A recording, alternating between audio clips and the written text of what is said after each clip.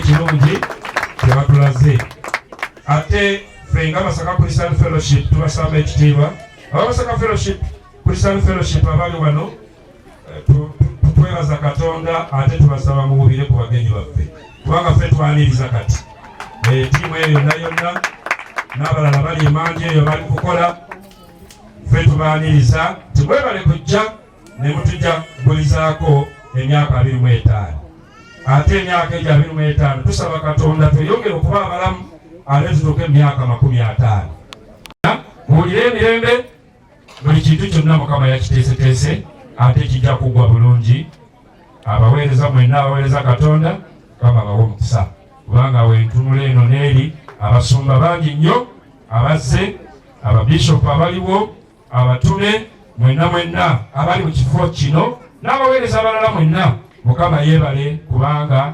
muwaliriza ne mubeerawo ekigambo kimu kibogera obugomo obwo bw'abaana tulina osanyusa okukulaba twebaza Mukama abaleese n'abatuusa bulungi ku luno olunaku. Amina.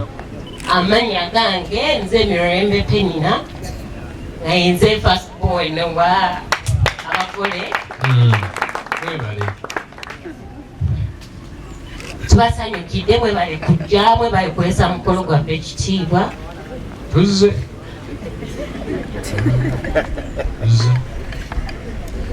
First of all, njagala okwebaza Mukama olw'olunaku luno. Nebaza Mukama olw'abazadde baffe okubatuusa ku lunaku luno. Olw'okubatuusa ku gino emyaka 25 years in marriage. Wow. Ekitiibwa tukiddiza Mukama. Tubeebaza olw'obulamu bwabwe. Tubeebaza Mukama nti abakuume mpaka kati. Kituufu.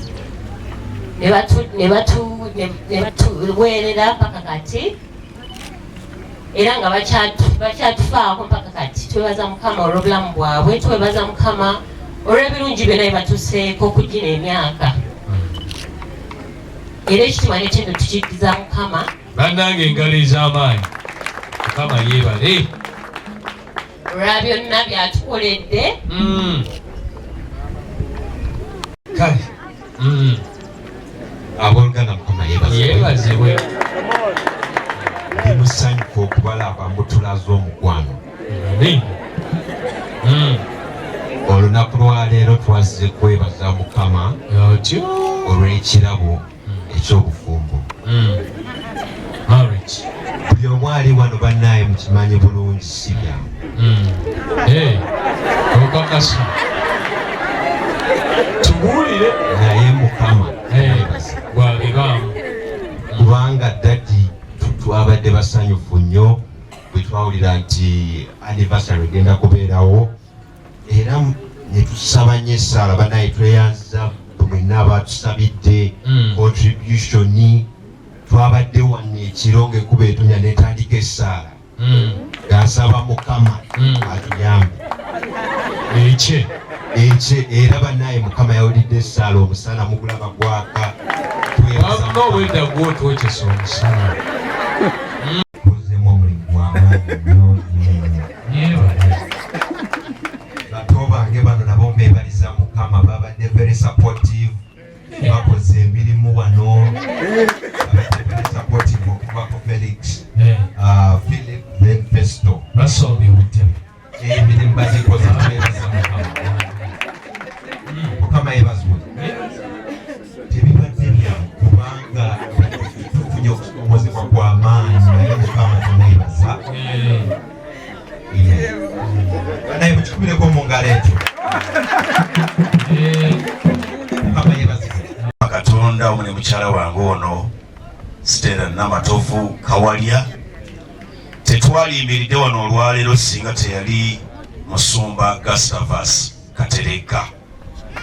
Yali okusiima ennyo Mukama olw'omusajja oyo. Tuvubuse wamu tugera kati enviiri zikyuka kala naye ye musajja akuzaamu amaanyi wakati ng'olugendo lugaanye. Siryerabira lumu omwana omuwala ono lwe yali anvudde mu ngalo kuba kubanga mu wiiki y'embaga yadduka ne yeekweka. Ne tulowooza okunoonya pulaani B. Musumba kitange Musumba Lukwago wali wano. Musumba Nuwa Mayiga aliwa. Bonna bayimirire. Kati abasajja abo basatu nga bw'obalaba Musumba Katerega, Musumba Lukwago ne Musumba Nuwa twatuula mu gye bayita Laston Hotel mbere ebyo nga tunoonya omuwala gutugenda okuzaaka. Kati mu bana abasatu ffe babiri twatukiriziganyizza tugende ne pulaani B. Ko Musumba Nuwa n'agamba nedda, ne Musumba Katerega n'agamba nedda, tuteekwa okuddayo ku mwalo oli mpaka ng'abiyingiddemu. So bwe tubadde no ku mukolo guno myaka 25 n'empula okwebaza Mukama Katonda olw'Omusumba Gustavus Katerega n'Omusumba Lukwago n'Omusumba Nuwa n'abala bonna abatufudde ensonga kati ono ajaguza 25 twakatwalako 15 naffe tunaatera okutuuka mutuuleko wansi basimu. Lunaku olwaliwo amakulu nnyo ku sayidi yaffe ey'obulokole ne ku sayidi yaffe nange eggwanga nti obufumbo butyoboddwa nnyo. Tosobola gamba nti maka g'abalokole g'abasiraamu gaki naye obufumbo butyoboddwa nnyo. Bwe tubeera ku mukolo nga guno nga muganda waffe ne mwennyinaffe Janaati bajaguza emyaka 25 nze ndowooza y'essaala yennyini eri buli maka agakiikiridde olwaleero ti Mukama atukuumire mu bumu obwo. Abo babiri ne bafuuka omubiri gumu. There are 3 pillars of marriage. One is to live. Secondly is to cleave. And number 3 is a full stop. Nti bwoleka ate n'okulotya. Cleave eringanga wakati empapula n'ozigatta n'empapula ne supagulu nga tosobola kusaawukanya. Musumba Katerega n'omukyala mutukakasa nti kisoboka omuntu okutambula emyaka 25 tubongere engalo bannange. Era ku mukolo guno gw'ekitiibwa nze eno essaala yange eri buli mufumbo yenna ali wano gy'oli eyo tusabirewo mu essaala eno nti Mukama tuwangaaze.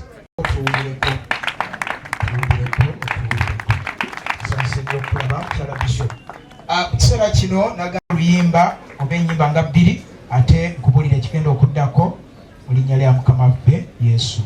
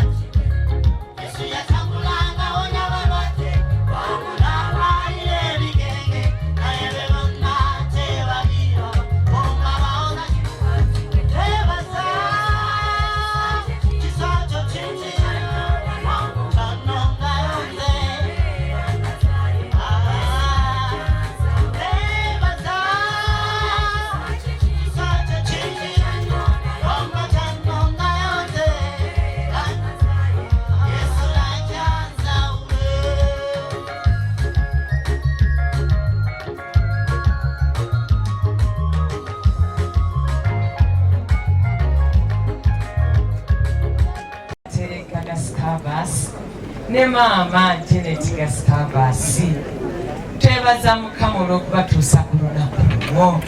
Bannange leka tukubire Mukama mu ngalo ekitiibwa n'ettendo bibe eri Mukama. Njagala okutuusa okwebaza kwange gye muli okusookera ddala naddala eri maama Janet neyanziza okumpa omukisa guno. Manyi olina emikwano mingi mbadde nsaba ekibiina kyonna kyogere mingi nga tukawangaaza mingi naye mu bbanja abo n'asalawo nze. Bannange nange munkubireko mu ngalo sizze nzekka ffe baani njagadde kutandikira eyo tulyoke tweyanjule. Ffe omwami n'omukyala Kasagga era ono ye mwami wange Pastor Christopher Kasagga. Mwebaza olw'okunkuuma emyaka kati 14 nga tukuumagana naffe tetuli wala. Nabadde mbalowoozaako nti mwezeza emyaka 25 naye naffe tetuli wala. Tetubuzaayo mingi tusobole okujaguza. Musumba wanagambye mwe tunaatuukirayo nga mwe mweyongeddeyo. Mukama yeebazibwe naye era tunaatuuka. Nenne ennyo abaagala abantu abafaayo eri abantu. Nze oluusi nga neebuuza naye oba Musumba Kateregga n'omukyala baatwagalako ki? Naye nga buli lwenkyebuuza nenyugusa emikono neŋŋamba neebaza Katonda kubanga mwatwagala. Mwebale okuyimirira naffe lugendo luno olw'obufumbo. Mutukoze bulungi. Zijjukira lumu waaliwo omusomo era Musumba Kateregga n'omukyala ne bayita abasumba. Baali batono nnyo twali ku zebra. Awo nno we namanyira nti naffe tuli bankizo mu bulamu bwabwe. Njagala gamba ekintu kimu nti mwebale kutwagala. Bannange nsaba mutukubireko mu ngalo abantu bano batwagadde. Twali batono. Naye mmanyi kubanga omusomo ogwo gwali gwongera okutusimba ab'emmere balabika mu bufumbo essebo mu bufumbo ng'abasumba. Era mmanyi tugenda kubeera kyakulabirako nga bwe mubadde era mwongere okutulera nga naffe bwe tubalera tusobole okutuukawo wakanira. Kubanga Malaki essuula ey'okubiri egamba bw'etyo Lunyiriro 14 nti Mukama kyeyava abaleeta awamu basobole omuzaalira ezzadde era bakuze ezzadde eritya Katonda. Twongera okubasabira ti abaana munaayongera okubakuza mu kumanya n'okutegeera Katonda. Mukama abawe nnyo omukisa. Amiina. Banange engalo ez'amaanyi tukuza ate tukole bulungi mu linnya erya Yesu. Amiina. Kakati bansabye bategeeze ky'abaana. Musa yandibadde ayimirira wano abaana ne tubala. Omusumba Musa jangu ekibaana ki baana baffe twenkengera jangu bakulabe.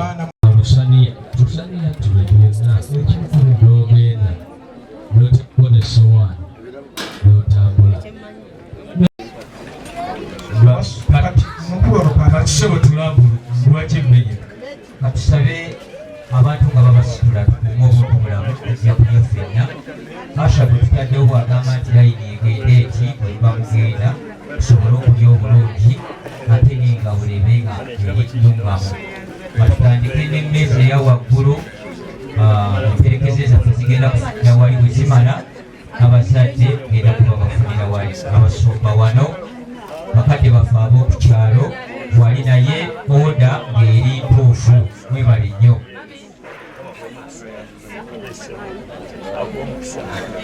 Tusanze nnyo okulaba okubeera kwa Omusumba n'omukyala Pasita Yawepo Omusumba. Abaana mbalaba muyingira naye babagambye mugende bangi.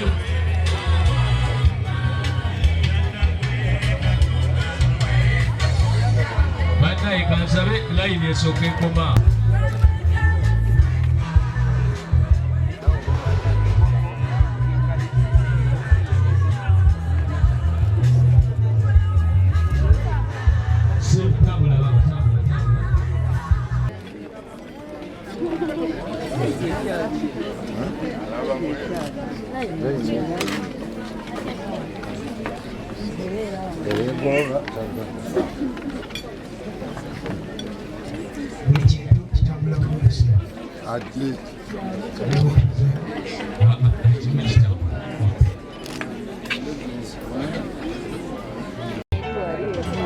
Pola temwe mwewe mugapwa.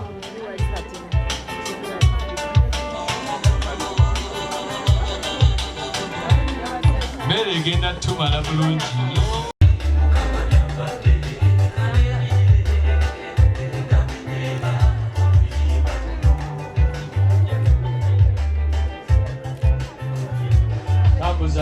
Omutume Sam Sengali wetagibwa wano awali aboogera.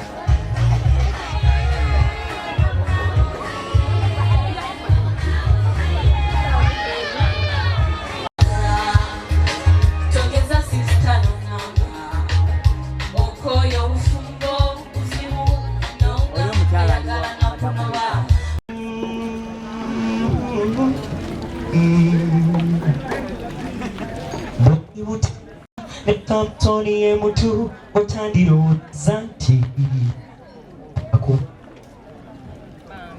naye bwateresa sikati ya derira yafama so palo obukwata obumu bulinga n'ebituli mu mavivi bulungi naye tebukuwesa kitiibwa obwambalo bang'omuliramu faananyiriza ng'omulembe gwakati nze kubanga ndi munsi naye ate siri wansi nze ndi munyogwasi ekitangala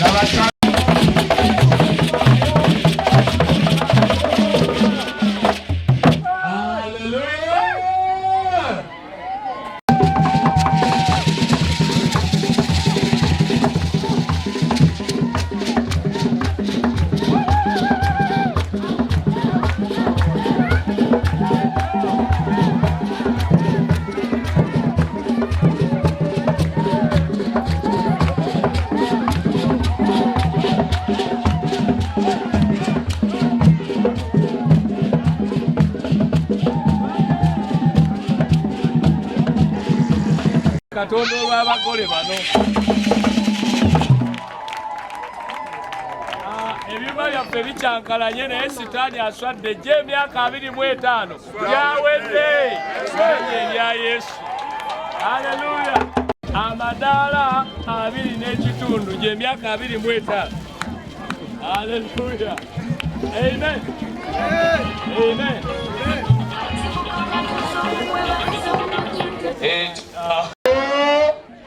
Temukanye nno soketuddeyo mukeekolabola naye bwe bamala mukuba akalulu n'engalo eby'amaanyi kubanga kyekino kyennyini embizo tugende 5 10 shoulder 15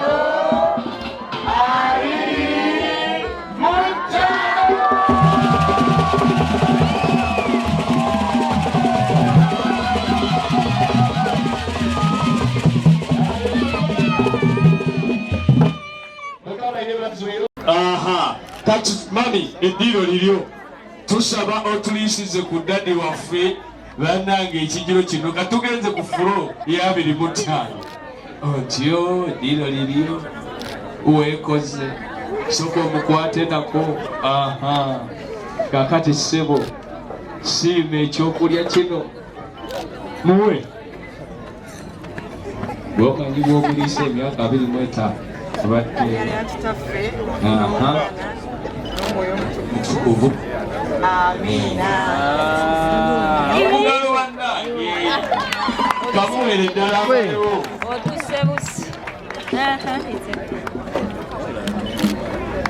Kamuwere ddala amalewo. Akamaleko ate nedaddi naye era sikiriimu sitaani ate nga n'ak'okunywa bwe kakola ki. Aleluya, kamazeewo bannange amuwa abange mwekuteero. Aleluya, amen. Mwongereko keke eyo tebadde nnyamba.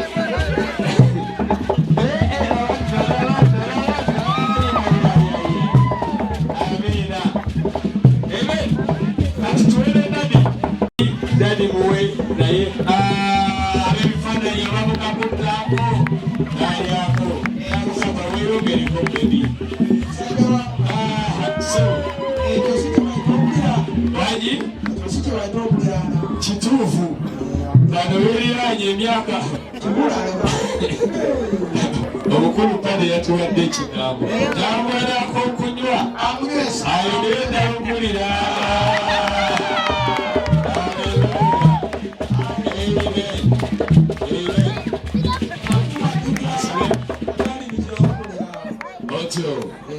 Bakubireko mu ngalo.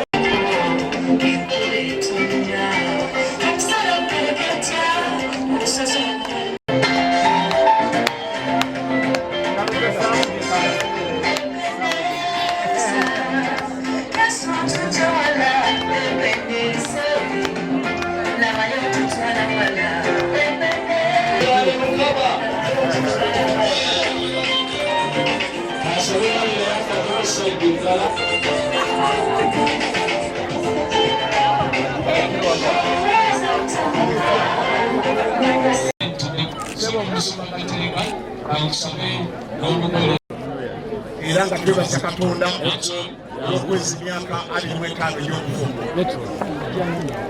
Njagala okwebaza abazadde baffe mwenna abasobodde okubeerawo wano, bataata, basenga, bajjajja n'abantu aba buli ngeri mwenna, abasumba mikwano gyaffe abavudde okumpi n'ewala, abatuuze b'omu kitundu kyaffe kino ekya Kitabaazi n'abavudde mu kisungu